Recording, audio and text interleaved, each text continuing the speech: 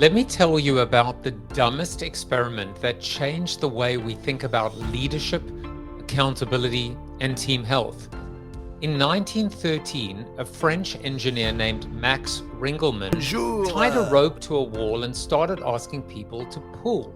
It was supposed to be a study on physical effort, how much force a human can exert. But what he discovered was a hidden law of human behavior that explains why your meetings are bloated, your teams are stuck, and your culture feels like quicksand. It's called the Ringelmann Effect, and it's been quietly sabotaging your organization for over 100 years. Here's what Ringelmann did. He had people pull on a rope, solo, then in pairs, then in groups. He measured the force each person exerted using a device called a dynamometer. That's engineering speak for a giant rope scale. Now, if 2 people pull, you'd expect twice the force, right? If 8 people pull, surely 8 times the force. Nope. What he found was shocking. As more people were added, individual effort decreased. 2 people didn't pull twice as hard. 8 people, they pulled less than half as hard individually. 1 person pulls 100%, add another, now each gives 93%. Add 8, down to 49% per person. This wasn't laziness. This was basic psychology. See, when you're alone, you know your effort matters. You're the rope. You're the outcome. But when you're in a group, you begin to ask, will anyone even notice if I pull a little less? That doubt is the crack where the Ringelmann effect sneaks in. So how does this play out in real life? Let's bring it into the conference room. Too many people in the room. No one's accountable. Vague delegation.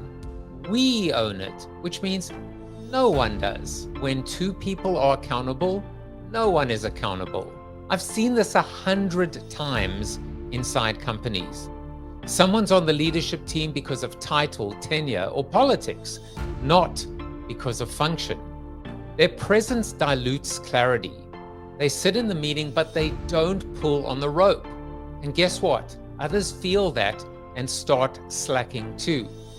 It becomes a room full of hands holding a rope, but no tension.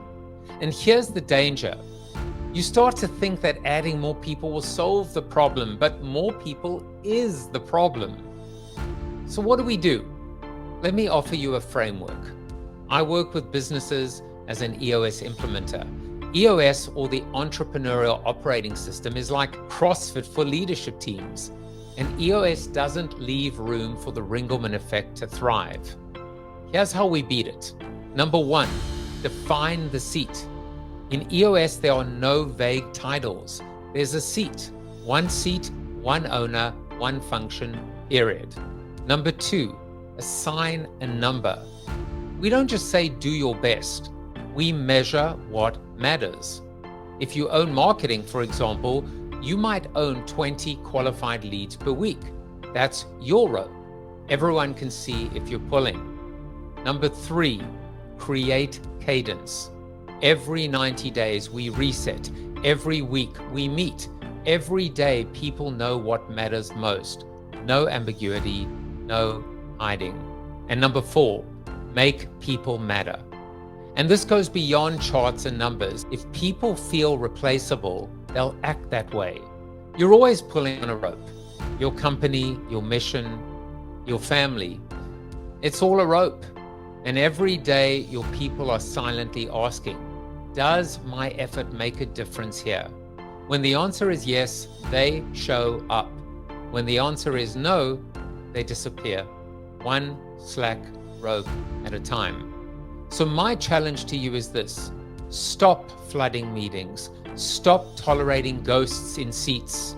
Stop confusing attendance with contribution. Rocks, rolls, and ropes. Define them or let your team unravel. Now that's real.